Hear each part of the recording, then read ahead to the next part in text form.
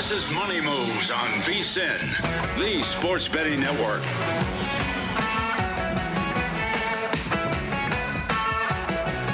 Two of the greatest hours of your life up on deck here as we are getting ready for a good show. The college football playoff is about to begin mere hours from now. We've got the NBA. We've got a full schedule of top 25 teams ready to go at it in college basketball on Saturday. And don't forget tonight, because we do get Oklahoma and Alabama, but some would say the heavyweight bout takes place in the boxing ring. We'll have a quick look at Jake Paul versus Anthony Joshua. I cannot get it out of my head in any way, shape, or form. We also have a great slate of guests with us as well. Coming up in 15 minutes, Mike Palm will join us, of course, to get his thoughts. He and I talked a little hockey yesterday. We'll have to bring that forward, or our conversation at the desk. And Zach Cohen, one of our great writers, senior editor here at the network, will get a preview of the NBA slate, which we'll do ourselves, coming up in about 45 minutes from now. But we begin with last night. In the immortal words of one Sir Mix-a-Lot, Seattle ain't BSing, I can't say the whole term, as the Seattle Seahawks stage a ridiculous comeback and get a win in overtime over the Los Angeles Rams on Thursday Night Football, 38-37. Rams, depending on where you look, covered the number. Actually, pretty much everywhere where you look. Close is about a 1.5 or a 2-point dog. Game goes well over the total. A ridiculous affair. Was watching a little bit of this last night, and this was, full disclosure, one of the games in which I watched at a location. I watched Sam Darnold get picked off and thought, good to go. And left said location to go take care of things. I'll take in what the end of the game looked like after that.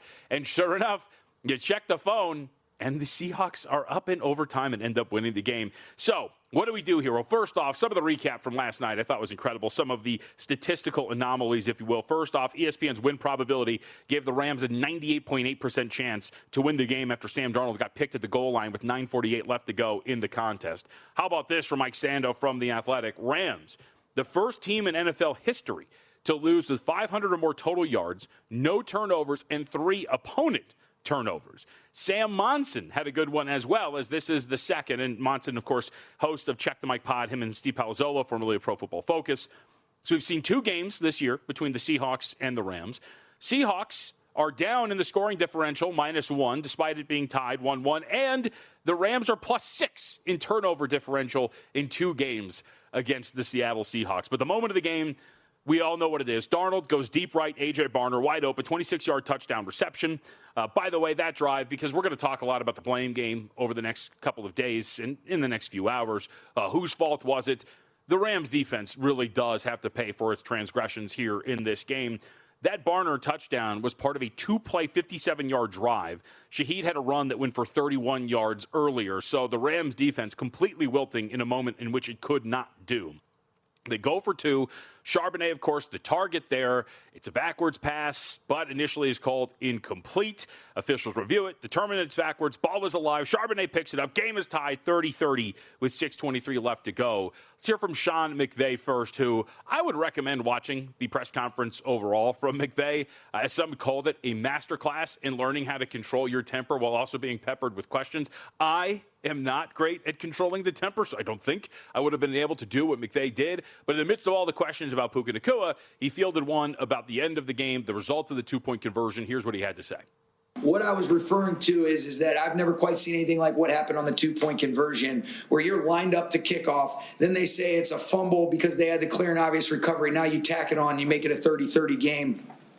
Very interesting. Didn't get a clear explanation of everything that went on just because of some of the timing of it. They were trying to be able to do that, but that's the thing that I've said. I've never seen anything or never been a part of anything like that, and I've grown up around this game. I'm not making excuses. We don't do that. I don't believe in that. It doesn't move us forward, but we do want clarity and an understanding of, the things that we can do to minimize that when we rejected the 2-point conversion. Whether or not McVay got the clarity that he wanted, we did as a nation. Terry McCauley tweeted this out, NFL rules analyst. When a backward pass is ruled forward and incomplete, replay can reverse if there is a clear recovery in the immediate continuing action. The recovering team is awarded the ball at the spot of the recovery. Now, there were some who wanted to make the argument that a whistle was blown before recovery, thus it is dead. As McCauley follows up on his tweet, let me make this perfectly clear. Whether a whistle is blown or not is completely irrelevant. And what's also irrelevant is complaining about this call because it has happened, it is final, and now the Seattle Seahawks have clinched a playoff berth, and of course they are in the driver's seat for the division and the number one seed in the NFC. Let's hear from Mike Macdonald on celebrating that playoff berth. Well, this is a little bit of a preview, but, up until this point, our mission has been to win the next game. And then, our next goal is to make the playoffs. And so we've kind of achieved our next goal. So we'll learn that on Monday. And then our next goal is to win the division. So now that you can't do that unless you win the next one. So it's the same message, but we're obviously we're really excited to be in the dance. Anything can happen once you get in, but we got a division title on the line that we need to go capture, and that starts by winning in Carolina. This team's great. McDonald's been fantastic. There's a lot of awards ramifications from a game like this as well. We'll talk a little bit about MVP, Offensive Player of the Year, Coach of the Year should now be open as well. But let's talk about what he's referencing here. They are in control of their own destiny to win the NFC West. But that was not just a big night for the Seattle Seahawks. The 49ers now control their destiny in the NFC West. The Seattle Seahawks are your odds-on favorite at minus 135 to win the NFC West. Rams are plus 250. The 49ers at plus 360, should they win out, would win the NFC West. We've talked about this on this program a lot. We know that Stormy Buonantony, of course, off to cover James Madison for the playoff game coming up this weekend. Big 49ers fan. We've discussed that this team has been lurking the whole time. They're very quietly on a 4-game winning streak and won 5 out of 6 games. They have the Colts on Monday Night Football, where they are favored. They will host the Chicago Bears. We'll see what that number is. Right now, look-ahead lines have it at 2.5. And then they're home against the Seattle Seahawks, where if we use some of our market power ratings, which we'll get to a little bit later, you can expect that they'll probably be a small dog to Seattle at home if everything kind of holds serve with where they're at. Catch it about 1.5, 2 potentially at home against the Seattle Seahawks here. As far as the Seahawks are concerned, 7.5-point favorites next week on the road against Carolina. We should note a spot in which the Los Angeles Rams went out to and lost the game outright. And then they wrap up with that game against the San Francisco 49ers. The Rams on the outside looking in. They are big favorites in their next 2 games. Seems very likely that they will be able to beat both the Atlanta Falcons and the Arizona Cardinals. But right now, their destiny is out of their hands when it comes to the NFC West. And for a team that for weeks was the highest power-rated team in the National Football League, for weeks looked like they were head and shoulders above the Seattle Seahawks and the rest of the NFC as a whole. Now, all of a sudden, we're looking at a team that could potentially win 13 games, and much like we've seen in the NFC in many years, you're going to have a 13-win team that might have to hit the road to take on an opponent. You're going to get a double-digit win team regardless to have to hit the road to take on this 4 seed in the NFC South. But it's going to be an incredible dynamic here. And the 49ers have everything in front of them. We'll see if they can overcome a lot of what they have had to deal with, specifically the injuries. But you can't help but kind of look out of the side of your eye and say, hey, not only can this 49ers team win this division, but all of a sudden, Kyle Shanahan to win Coach of the Year. It comes down to maybe a last game against Mike Macdonald. It's an incredible race now that has been opened up because of the Seahawks win last night over the Los Angeles Rams. But let's zoom out here on Seattle, because I do think that this is a big picture conversation now about the Seahawks. They looked awful to start the game. In fact, I was here talking to Mitch Moss, Mike Palm, and we were discussing the fact that we're going into halftime. It was a 13-7 game. This should be a game in which the Seahawks were down by a wider margin. And again, with that pick, Darnold showing a penchant for turning the ball over. But let's hear from Mike Macdonald. He was asked after the game about what he thought about Sam Darnold and couldn't help but sing Darnold's praises. I mean, our story has stayed the same since day one with Sam. Everybody else has different stories, but this is the guy that we watch every day. It's the same guy every day, no matter the circumstance. He's an ultimate competitor. He's a phenomenal leader, and just keeps fighting, just keeps plugging away. We weren't worried about one bit. So that's Sam. 22 of 34, 270 yards. But the things that stick out are obviously the 2 interceptions, which were pretty bad. Turnover worthy play rate at 4.3% for the game. That's right in line with some of the numbers that we had discussed yesterday in previewing the contest here on Money Moves. The average up to target, another really low number for him, 6.8 yards downfield. Remember, up to week 10, his average up to target downfield was about 10 yards. And since then, it's been a pretty middling, floating around 7 yards on an average depth of target. The Seahawks, though, as a team, 415 total yards, 6.6 yards per play, 31.9 yards per drive, and I just can't help it. We've hit on this show. I'm sure many of the other shows on this network and others around the country have as well. But this Seahawks team is so well-rounded. The ability to take advantage, not only with your defense, maybe not having the greatest night, as we'll talk about Stafford and his ability to win MVP, but also your special teams. This special teams unit has shown up time and again. Rashid Shaheed again putting his mark on this game, not only with the punt return for the touchdown, but obviously the big run that set up the eventual game-tying touchdown / 2-point conversion. This team is one of the most well-rounded teams I can remember seeing in a really long time when you include all three facets of the game. But on the flip side, you get Matt Stafford, who I think locked it up last night. He is now minus 225 to win most valuable player. Some spots, the odds took a hit.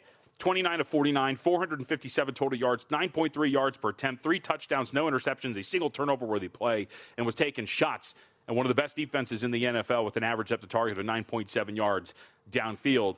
May checks in at 3-1, as you saw the odds there if you're watching up on YouTube or VSiN.com, and Allen at plus 425. If Matthew Stafford plays the next 2 games, he's your most valuable player. I don't really think there's any question about this. I think this is where we should have been with this market for quite a while now. Stafford right now sitting at 40 touchdown passes and 5 interceptions, could end the season with 45-plus passing touchdowns and fewer than 10 interceptions. It's an incredible stat line for Stafford, a career year for him, and I think you go back to the way the voters are going to view this as well. Even if they're just a wild card, he is the most valuable player. And if they're a 13-win wild card, I don't think they're going to count against them that, say, a 14-win Seahawks team eventually takes it from them. We'll get to Offensive Player of the Year. We had some ridiculousness there. When we come back, though, Mike Palm's going to join us, talk a little hockey, what he thought about last night for the Seahawks and the Rams, and more. So don't go anywhere. That's when we come back here on Money Moves.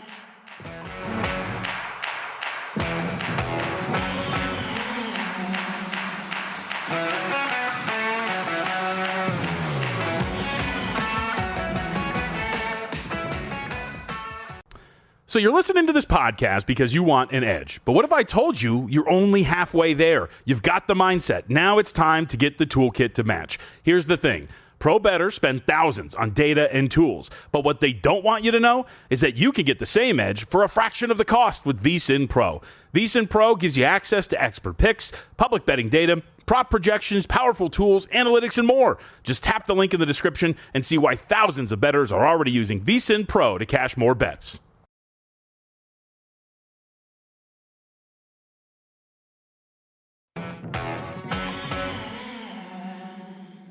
You're watching Money Moves here on VSiN, the sports betting network. Christmas less than a week away. It's the season to come together over your holiday favorites at Starbucks. Warm up with a creamy caramel brulee latte, get festive with a nice gingerbread chai, or share a velvety peppermint mocha. Together is the place to be at Starbucks.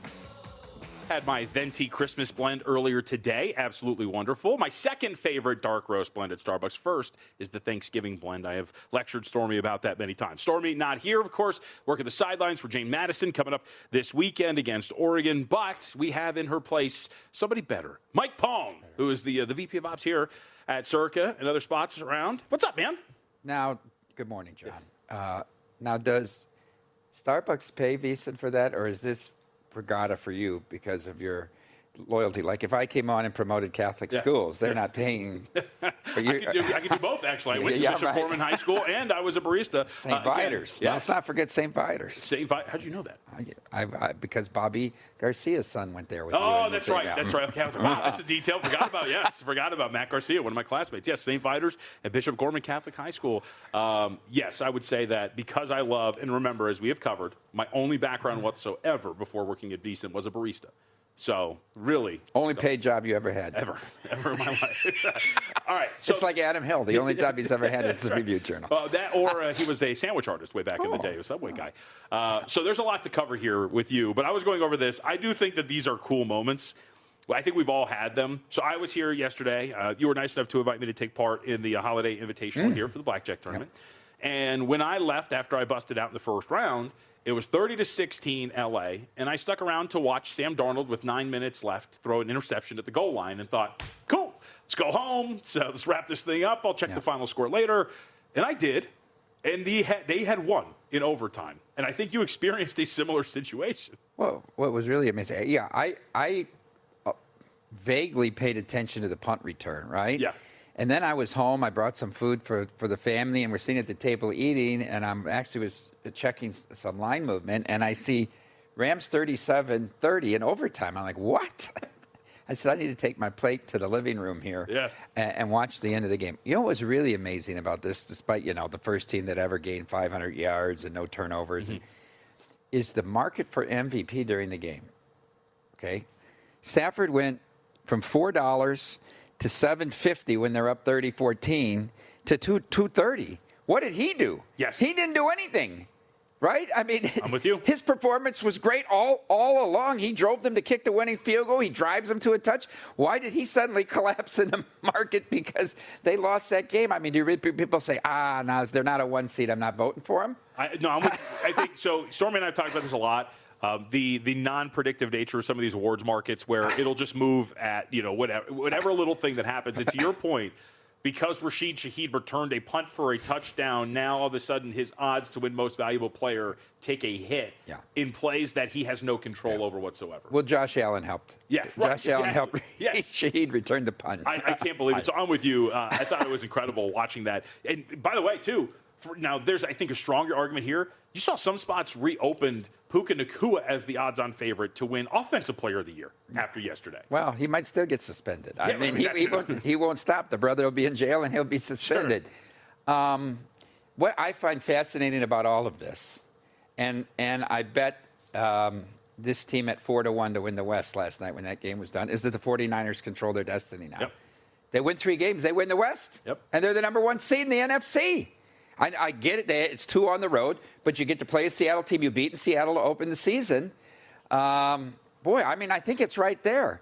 I like them the next 2 weeks. So it's essentially, to me, it's a 4 you're taking the chance, but it's a 4-1 money line bet against Seattle at San Francisco. Yep. And by the way, the Super Bowl's in San Francisco, right? They can stay home the whole time. I think so. I've told Stormy a lot. I think her team's just been lurking this whole time. It's been a great job. I wanted to read you this. This is actually from about 5 days ago or so. Doug Farrer, who covers the NFL, retweets Albert Breer. Breer tweets out, no Nick Bosa, no Fred Warner, no Brandon Ayuk, assorted other injuries, Purdy, Kittle, missing chunks of the season, Niners 10-4. Farrer responds with a lot of worthy Coach of the Year candidates, but the line begins with Shanahan. He's still in the range of 7-1 to win this thing. But to your point, I think Saleh will get all the credit there. You think so? I do. Okay. You do it without your 2 best players and arguably 2 of the top 4 defensive players in the league. Sure. And you're doing this with this defense? I mean, the guy deserves another shot, not with an organization called the Jets. Yeah.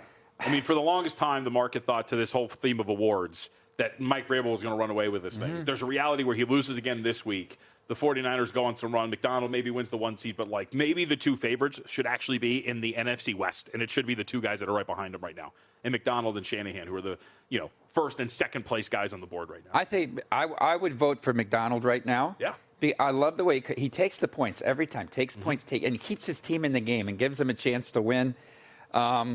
That would be my vote, but I guess you could make an argument. I believe in the voters' minds that Saleh will get a lot of the credit here. So we can't vote on this, but I feel like if you could vote and or bet on Executive of the Year, Kevin Warren, president of the Chicago Bears, might not get your vote. He was horrible as the Big Ten commissioner. Awful, yeah. Right?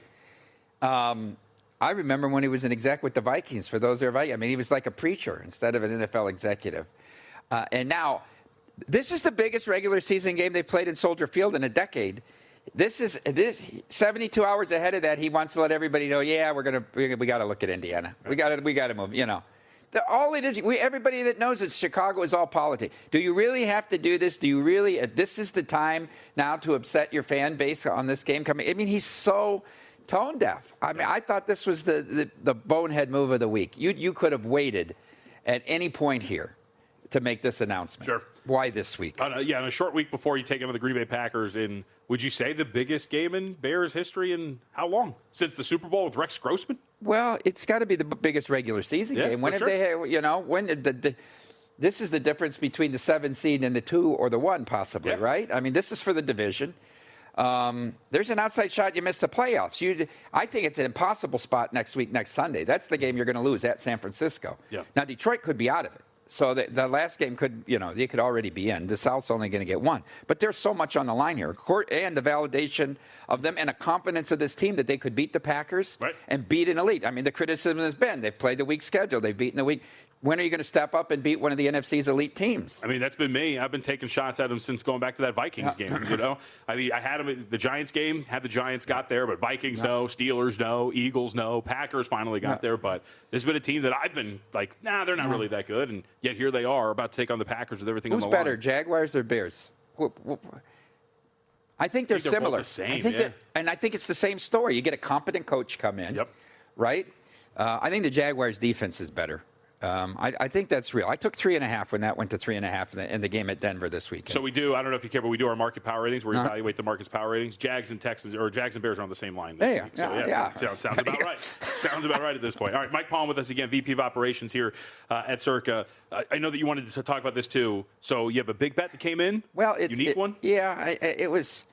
I got the call late last night from Jeff Benson about one of our good players wants to make a big bet on Miami. Right? How much do we want to take on Miami? Hurricanes? 3 plus 3.5, right? How much do you want to take on Miami plus 3.5? How much does he want to bet? Like 750, 800. Well, he can bet 300, and then we're going to move the number, right? We're obviously going to move it back to 3. We're not going to let him get 800 at 3. But he ends up betting 3 teasers, which was very interesting. 2 $300,000 teasers and a $200,000 teaser. Is that right? Yeah, 8. To 3 different games, though, but all to Miami plus. Teased Miami up. Okay. Teased the Bears total up, so he's got under in the Bears. Teased Oregon down in one of them. Okay. So one of them is Miami up to Oregon down. And the other one was with Texas against Michigan in that bowl game. Teased Texas down to 1, Yeah, so we'll see, right? I mean, we could knock them all out with Miami, but if not, then we're going to be sweating the 3 other games. Yeah. I like that. I mean, the Texas one's pretty unique. I mean, given how big that number has gotten, I don't know if it should be that big, though. I don't think it should be that big. I don't see Sharon Morin being like, that guy's worth like a 4-point move. Oh, and I also think Biff stepped in for him during the year, Poggi. Everybody makes fun of Biff Poggi. Yep. But I think Underwood plays free under him, right? He's not like Biff Poggi's just going to let him go out there and play. They got nothing to lose, right? Us against the world. Well, and Texas just fired their defensive coordinator as well, so they're going to get Muschamp back. Which is also a unique kind of aspect of that. I was watching the old video of him screaming at him and punching the whiteboard the other day. Absolutely tremendous. All right, well, the last minute here with you. Anything tonight or anything next tomorrow for college football playoffs? You like anything? I took Oklahoma when it was +2. Okay. I just think the kicker is going to come into play here. Sure. And 2 teams that are a little offensively challenged. I'm not sure Simpson's 100%. I think he got hurt on that last play of the first half, and he didn't look good in the second half against Georgia. The Oklahoma kicker is the best kicker in the country. So that's why I took that. I lean Miami. Yeah. I mean, A&M's not been good down the stretch. Everybody's just forgetting they were down 27 at home to South Carolina, right? Yep. Everybody just forgetting that and say, they had a bad game against Texas. Texas kind of controlled the whole game. A couple bad games. And then I think I mentioned I took over 34.5 points for Oregon. I do think they can name their score in that game. Yeah. Nothing big. I have some little action here, and I have Georgia at 6-1 to win it all. We talked about last week. Mike, thank you very much. Thanks, John. I'll see you later this afternoon at the Invitation. I'll be there at 2:00. Come back, take a look at our NFL market power ratings, discuss some interesting dynamics, including where the Chiefs have fallen post Patrick Mahomes.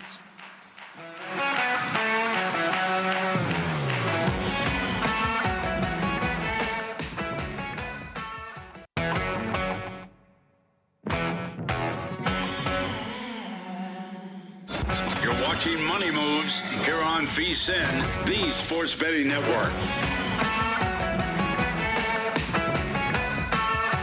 Last few weeks of the NFL season are upon us. Only 3 weeks left, man.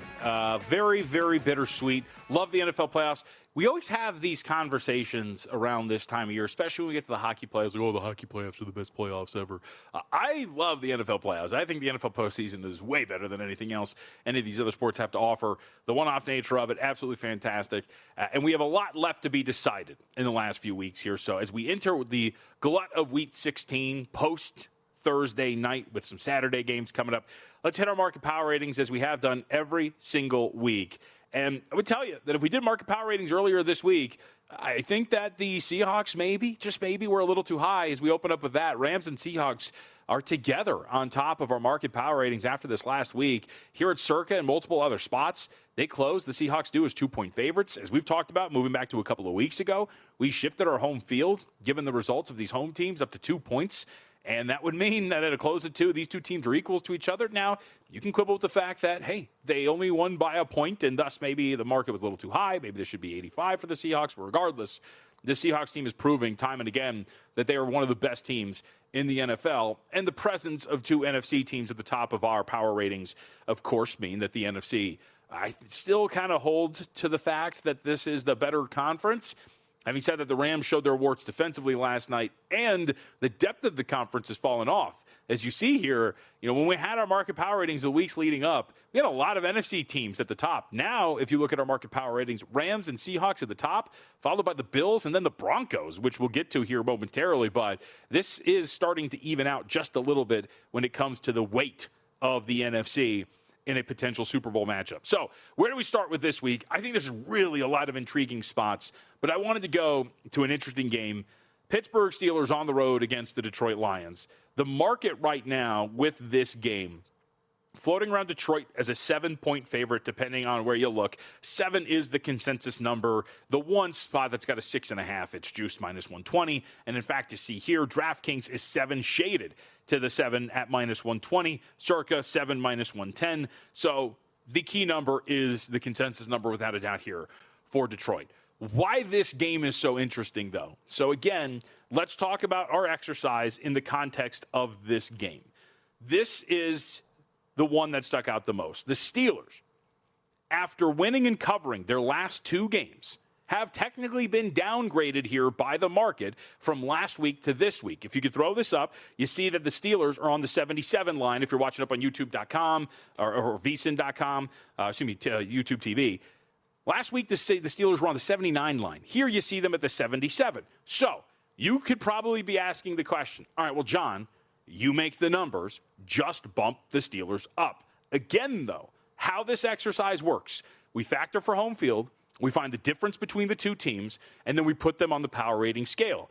So if we move the Steelers up, let's say that you think 80 is a fair number for the Steelers, well, then that means if we bump the Steelers up 3 points to the 80 line, that means you got to bump the Lions, who right now, if you can't find it in the jumble of words, are on the 82 line. That means you got to upgrade the Lions by 3 points as well. That, 2 + 3 is 5, puts them on the 85 line, which would mean that power rating-wise, they are equal to the Buffalo Bills, and they are just a point behind the Rams and the Seahawks. And I don't know about you, but a Lions team that is 2-3 in their last 5 games, has covered just 1 of those 5 games, probably shouldn't be rated up there among some of the powers in the National Football League. So what does this all mean? Well, to me, I have a Lions, the second leg of a teaser. We had discussed this earlier this week, teed the Rams up and have the Lions down to -1. Probably a good way to attack it, but Steelers catching 7, I'll just express that it is somewhat surprising. The Lions have been a little too high, at least by the betting market standards. And even if you want to bump them up, whatever it is, as we just discussed, you're dragging the Steelers with you, and that's probably where the Steelers should be. In other words, this is probably, again, another example of the Lions maybe being a little overvalued. Say what you want about the Steelers, and I have been one of their biggest critics. If you've watched this show, if you've listened to this show, you know about my lack of belief in Aaron Rodgers. We talked about it coming out of the Monday night game where a week prior, you take on the Ravens and you're throwing shots downfield and you complete 4 passes of 20 or more yards after not doing it for over 30 days. And yet, here against the Miami Dolphins, average depth of target of less than 4 yards downfield. Passing game is not really as explosive as it was the week before. You did complete a pass of 20 or more yards.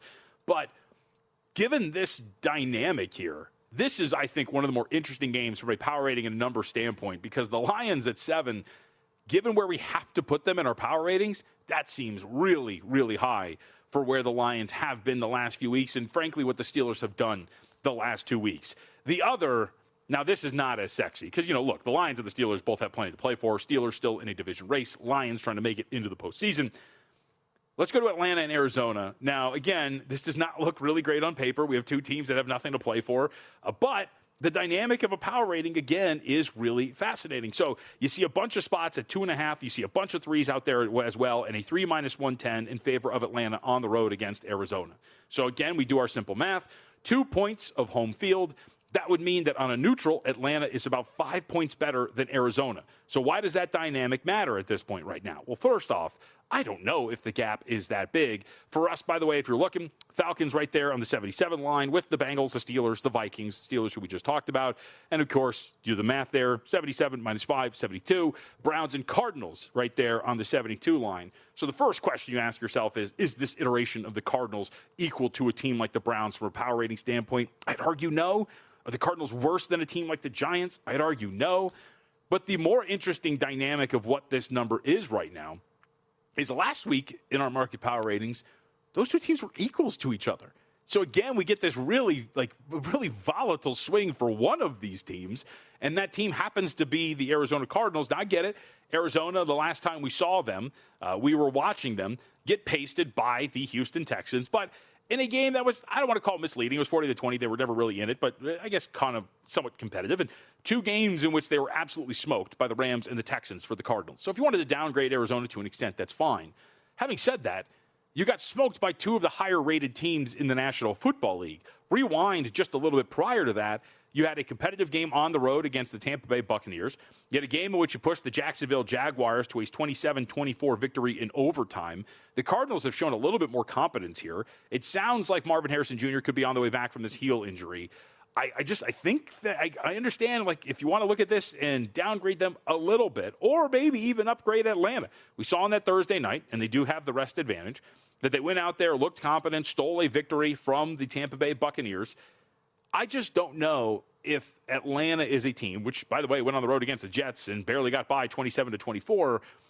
I don't know if we're here, where this dynamic is this large, where Atlanta should be laying a key number on the road against the Arizona Cardinals. We'll have best bets a little bit later, but the number had been sticking out to me all week, and now doing the market power rating exercise that we usually do here, man, does it really stick out like a sore thumb that Atlanta is up there, and or the Cardinals have fallen as far as they have, just a point ahead of teams like the Dolphins with Quinn Ewers, and the Las Vegas Raiders. Speaking of Quinn Ewers, let's hit that really quickly. You see the downgrade for the Dolphins coming off the loss to the Steelers with the benching of Tua Tagovailoa. Quinn Ewers falling with the Dolphins down to that 71 line. Cincinnati Bengals in this spot as about 4.5 point road favorites, sitting there on the 77 line. You get the difference between those two.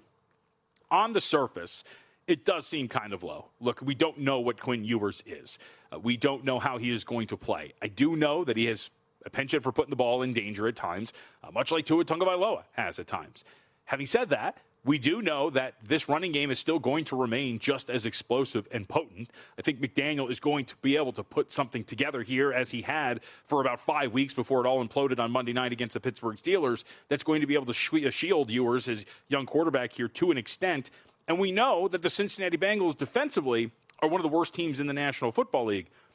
This is also one of those, though, where do I want to sit around on Sunday and have the Arizona Cardinals and the Miami Dolphins, among some of these others, and ask them to stay inside those? As we say all the time, humans loves to say it, you don't ask a bad team to do good things for you, but it does seem like it might be a week where I might give it a shot with some of these bad teams and ask them to do some good things for me. And last but not least, we'll get back to these on the other side because there's a couple of other bits and pieces that we should hit on. But the fall for the Kansas City Chiefs, we've been waiting for this. We've talked about this. Just land 3 on the road against the Tennessee Titans. About a 5-point difference between the two on the neutral. The Titans have largely been considered the lowest power-rated team in the NFL. Having said that, they've been covering some numbers, so maybe you can bump them up a little bit here. But either way, Chiefs with Minshew floating around that 70 fine line with him out there instead of Patrick Mahomes. That is a really big downgrade, as we talked about. Let's talk about that one a little bit more. But the college football playoffs do kick off tonight, so make sure you're ready, folks, and check out our guide. Our CFP betting guide out now features full previews of every first-round game, CFP overview and insider breakdowns, best bets, custom brackets from all of us here at the Vegas Stats and Information Network. Steve Makinen has his power ratings in those. The bowl picks across the VSiN network as well. You can buy the guide, just the guide if you want, for $14.99, or you can upgrade to VSiN Pro, get the guide included, plus full access to daily best bets, real-time betting splits, AI-powered prop tools, and 24/7 video on the VSiN Watch app. How do you do it? Go to VSiN.com/CFP. That's VSIN.com/CFP. Sign up for full VSiN access through May 1st.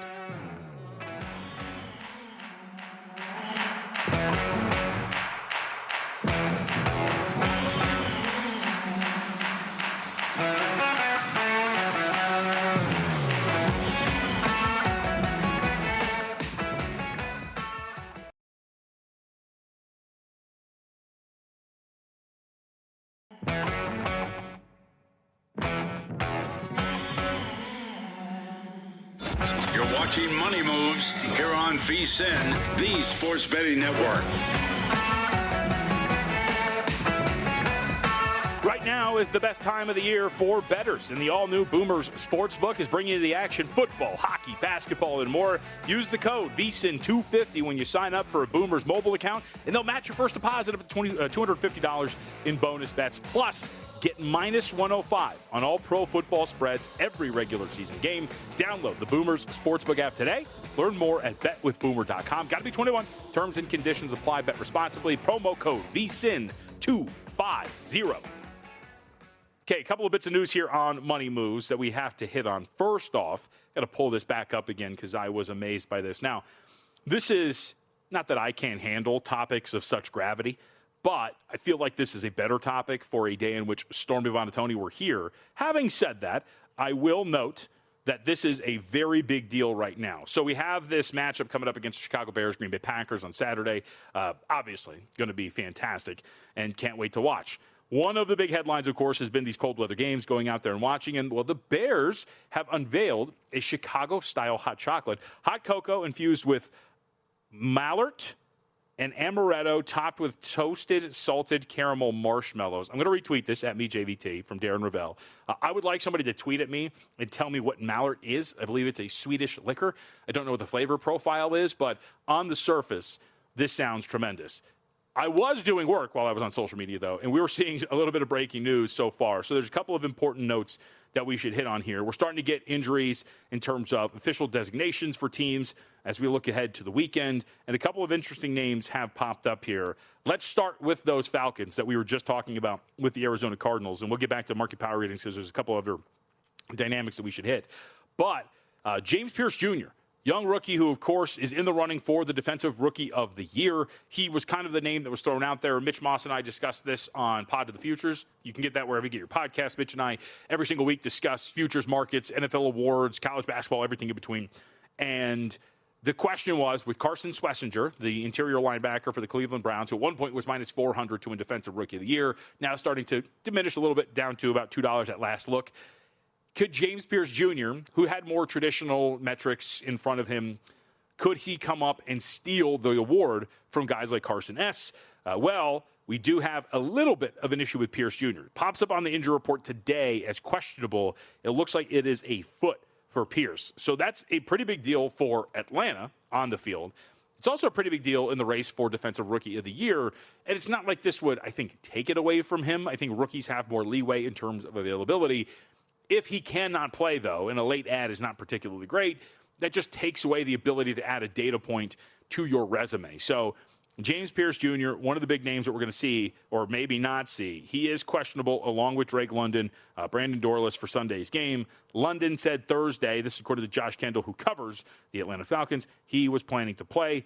Pierce, as we noted, popped up on the injury report as Friday. The more troublesome sign, he was a DNP today. So that really does throw in some doubt as to where he will be on Sunday come game time. A couple of other notes here coming out. First off, we'll kick this to the side really quickly. Puka Nacua, not a surprise, fined $25,000 for his comments about the officials yesterday on social media. Going back to where we opened the show, by the way, again, I will commend Sean McVay, a man who has a much, much more fortitude when it comes to his emotions than I do, because I would probably be snapping at a lot of folks. McVay almost did, and then he apologized, but he was getting peppered with Puka questions, including that, and he was not happy about it. This is the tweet that Nacua put out there that levied the fine, or the NFL levied the fine for. Can you say I was wrong? Appreciate you, Stripes, for your contribution after last night. couple of other bits of news coming out of practice here. First off, Travis Kelce made headlines earlier this week on his New Heights podcast. Talked a lot about Patrick Mahomes and how the Chiefs would be happy to get him back. Right now, I'd rather keep the focus on this team right now, says Kelce. All the conversations I have with the team moving forward will be with them. It's a unique time in my life. I've got 3 games left, and I know when the season ends, end quote. So we'll see what Kelce's future brings. Does sound like a guy who's checked out, but we will see if that is the case and if it manifests on the field later today, or excuse me, later this week against the Tennessee Titans.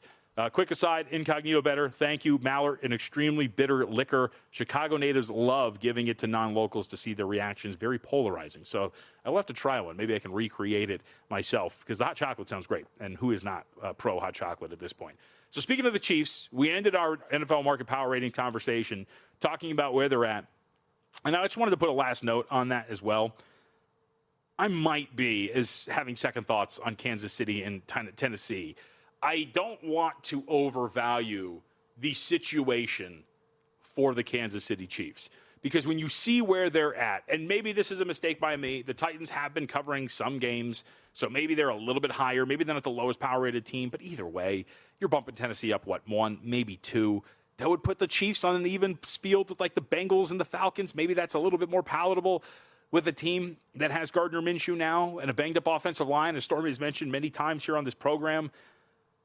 I don't know. When you see them there, when I tell you that even with Gardner Minshew, the Chiefs are a point better only on a neutral than somebody like the Saints or a team like the Saints or the Panthers, even with Minshew, it doesn't really jive. I do kind of like Tennessee, but I think I'm thinking too much about the situation. The balloon just letting the air out. A team that is Nick Bogdanovich, who was with us earlier this week. You can check that out wherever you get your podcast. Money Moves, like, rate, review, subscribe.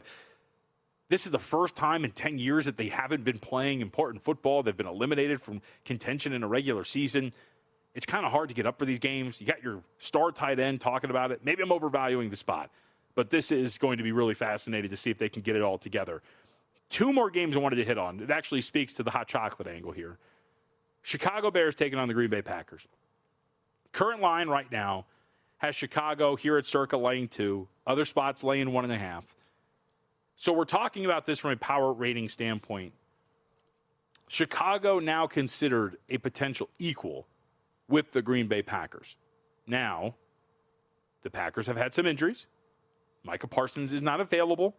They're coming off of a loss to the Denver Broncos on the road, where arguably they were at their highest point, power rating standpoint. I mean, they were laying at 1.2.5 on the road against the Denver Broncos. We had discussed this. Market came in heavy on Denver the day of the game. Denver wins the game outright against Green Bay.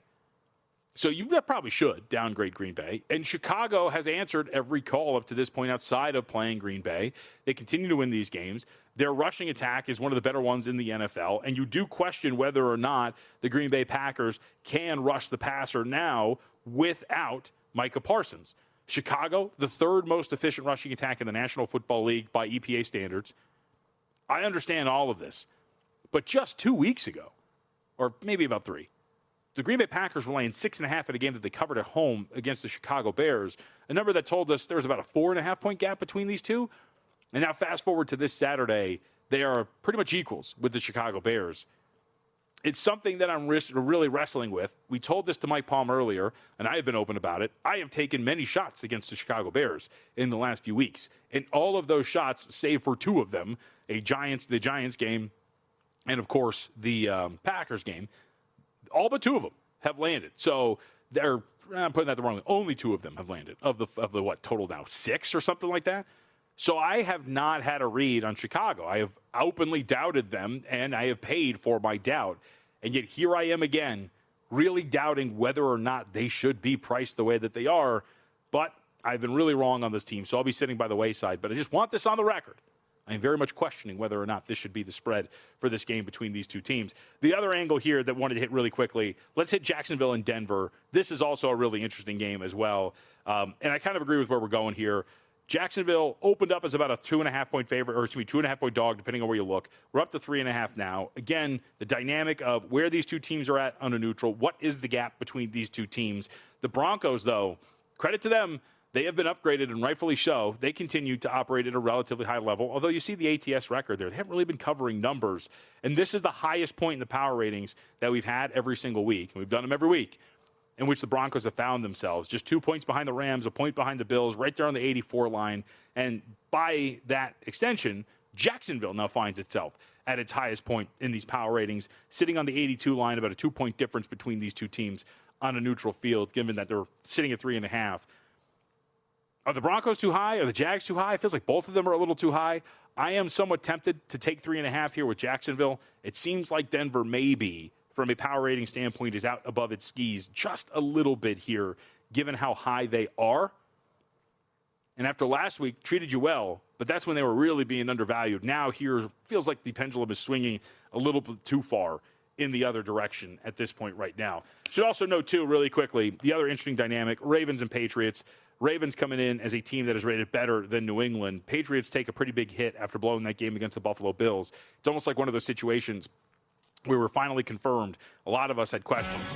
This Patriots team might not be that good, and then you finally run into an opponent with a pulse on offense, you blow it, and now you get another one here with the Baltimore Ravens. Second hour on the other side. Let's get into it. The college football playoff. I think the Sooners get it done. We'll tell you why when we come back.